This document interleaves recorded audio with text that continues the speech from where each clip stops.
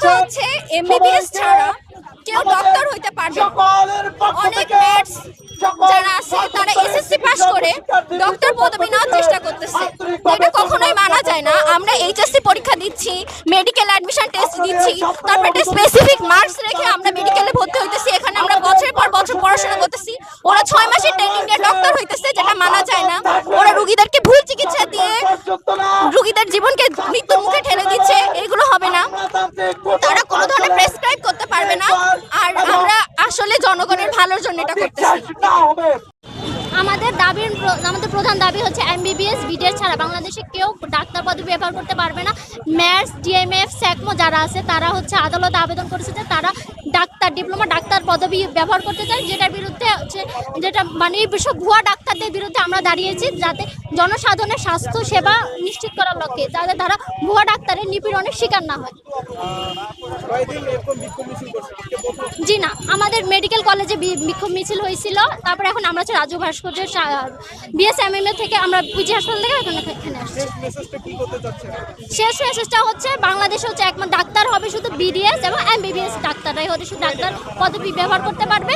আর হচ্ছে MR, SACMO, DMS যারা আছে তারা হচ্ছে কোনো প্রাইভেট চেম্বার করতে পারবে না, তারা কোনো তার ডাক্তার পদবি ব্যবহার করতে পারবে না, এবং তাদের যেসব অন্যায় দাবি আছে যেগুলো যাতে হচ্ছে মেনে না নেওয়া হয়।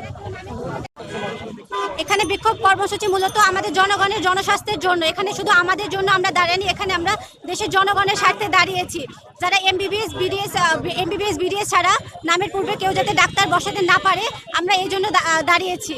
ভুয়া ডাক্তার এরা কম টাকার প্রলোভন দেখিয়ে তারা দেশের জনগণকে মানে ভুল চিকিৎসা, অপচিকিৎসা দেওয়ার চেষ্টা করতেছে, যাতে দেশের জনগণের ক্ষতি না হয়। এই জন্য আমরা এখানে দাঁড়াইছি। এখন পর্যন্ত আমরা চাই এমবিবিএস বিডিএস ছাড়া কেউ যাতে নামের পূর্বে ডাক্তার বসাতে না পারে। এটা আমাদের বিএমডিসির কাছে এটা আমাদের দাবি। তাদের পক্ষে যায় এটা দুর্ভোগ। ডাক্তাররা তো যেমন তেমন, ডাক্তাররা তো তাদের প্র্যাকটিস করেই যাচ্ছেন, কিন্তু এটার জন্য সবচেয়ে বেশি দুর্ভোগের শিকার হবেন হচ্ছে বাংলাদেশের সাধারণ মানুষজন, যারা আসলে পার্থক্যই করতে পারবেন না যে কে পাশ করা ডাক্তার এবং কে হচ্ছে ভুয়া ডাক্তার। আপনারা 5টা দাবির কথা বলছিলেন, যদি উল্লেখ করতেন। 5টা দাবি, আসলে 5টা দাবি আমাদের প্রথমত দাবি যেটা সেটা হচ্ছে যে ম্যাটস যারা আছে, মেডিকেল বোর্ডে আছে, তারা নামের পাশে ডাক্তার ব্যবহার করতে পারবে না। এটা ছাড়া আপনি যদি মনে করেন যে এই যে চিকিৎসকের যে অপ্রতুলতা, আমাদের অনেকে কোশ্চেন করেন যে গ্রামে গঞ্জে চিকিৎসকদেরকে আমরা পাই না, তো চিকিৎসকের অপ্রতুলতা এই সমস্যাটা সমাধান করার জন্য প্রতিটা জেলা, উপজেলা, থানা পর্যায়ে যাতে ডাক্তার অ্যাভেলেবেল হয়, সেজন্য খুব দ্রুত যাতে ডাক্তারদের একটা নিয়োগ হয়। কারণ হচ্ছে যে এই যে অপ্রতুলতা, এই অপ্রতুলতার সুযোগ নিচ্ছে হচ্ছে এই ভুয়া ডাক্তাররা। যেহেতু ওখানে ডাক্তার নেই, বাধ্য হয়ে যেসব মানুষরা চিকিৎসা সেবা নিতে চান তাদেরকে বাধ্য হয়ে এতে দ্বারস্থ হতে হয়। তো এই সমস্যাগুলো আসলে প্যারালাল, হ্যাঁ, এগুলোকে একটার সাথে আরেকটা যেহেতু পারস্পরিকভাবে এটা জড়িত, একটাকে যদি আপনি সমাধান সলিউশন না করতে পারেন, আরেকটা প্রপার সলিউশন সম্ভব না। এই জন্য ম্যাথস ইস্যুর সাথে আমরা আসলে 5টা দাবি নিয়েছি। একটা দাবি হচ্ছে যে চিকিৎসক অপ্রতুলতার জন্য যত দ্রুত সম্ভব চিকিৎসক নিয়োগ দেওয়া। আরেকটা হচ্ছে চিকিৎসকদের স্বাস্থ্য সুরক্ষা আইন। এই যে কথায় কথায় আপনার হচ্ছে চিকিৎসকদেরকে হেনস্থা করা হচ্ছে, হ্যাঁ, তো সেটা কখনো লজিক্যাল কখনো ইলজিক্যাল কারণে হোক।